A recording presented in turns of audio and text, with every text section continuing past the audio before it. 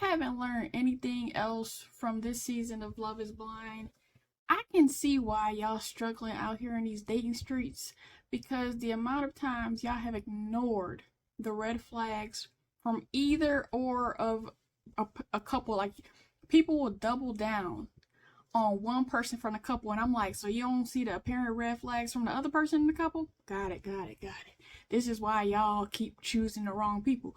And I don't be choosing the best people, but I be choosing better than y'all do. So Hannah and Nick, Hannah just needs to downgrade somebody. Like, in the beginning, it was like, have you ever mounted a TV? Who cares? You can pay somebody to mount a TV. The stock situation, you don't ever have to do stocks, but you don't know what a stock is?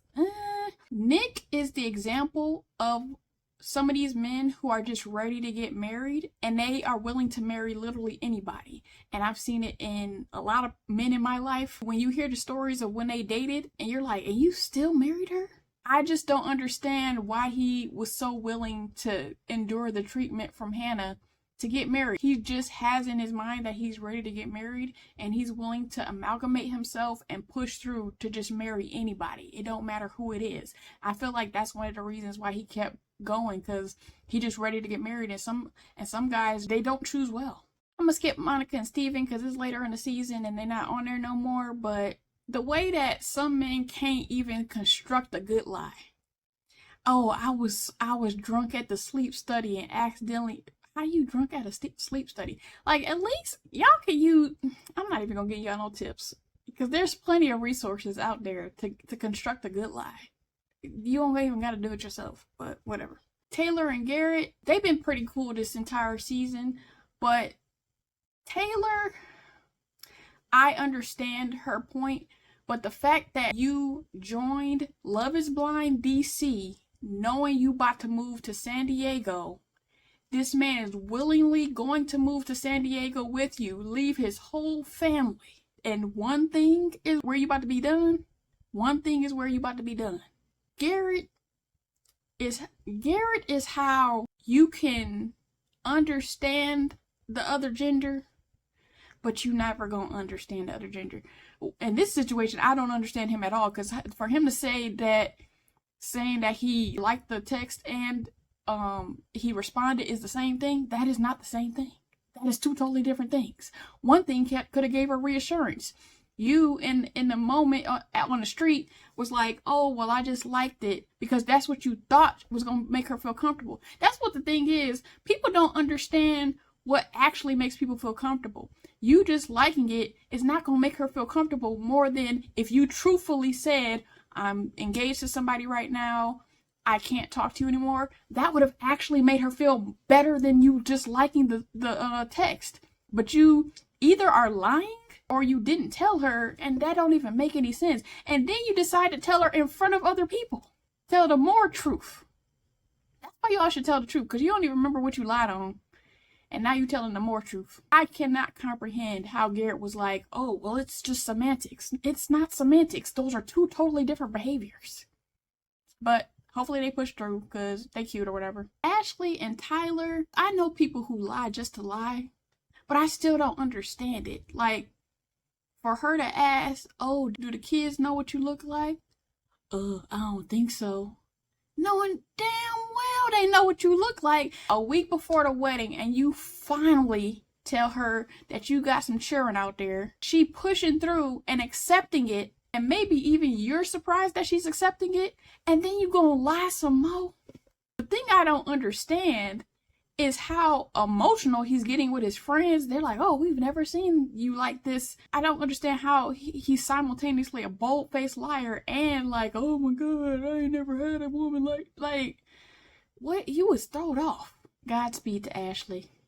Marissa and Ramses, the last drop of the episodes. This is why one of my fraternity brothers, he invited me to a Love is Blind Facebook group. I only lasted a week, because that's why when I joined the TV watching or the movie watching groups, it say black on the front of it, because the way them people was highly, and there's black people and other people who are highly offended because America, yeah, like, all right, whatever.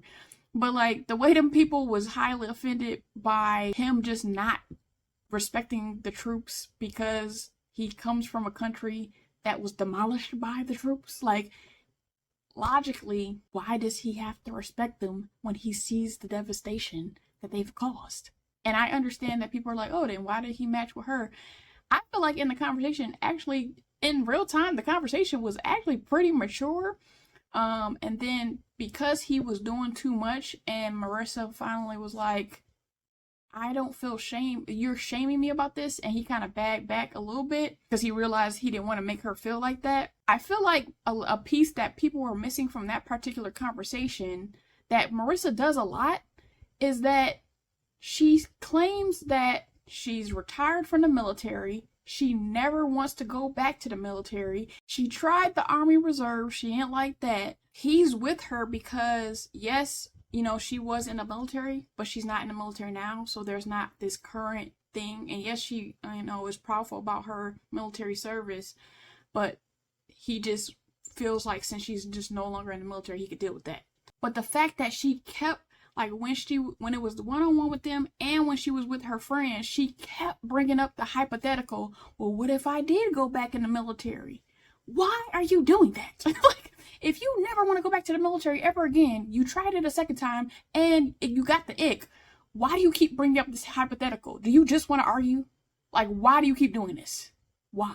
I understand the general consensus of why they're upset with, like, Ramsay's around this topic, but just that particular part of stop bringing up the hypothetical that you're never going to do.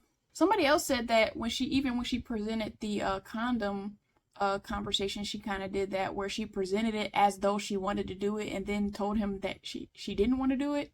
And they're just like, why would you present it like that if that's not what you wanted to do? And she was asking some good questions because she's like, okay, what if this happens after I get pregnant? He a little fake social justice warrior. They be trying, but they not real. Alex and Tim. Ooh, I got the biggest I told you so about Tim. The way y'all only would bring up Alex as an issue in this relationship, people's reaction to Tim, women's reaction to Tim, is how I know y'all choosing horrible relationships for yourselves. Cause the way y'all was ignoring that man's red flags, he gets joy from aggravating that woman. People were so caught up on a fight that we did not see, which I'm not negating it, but we literally didn't see the fight and ignoring the stuff he's showing us on camera.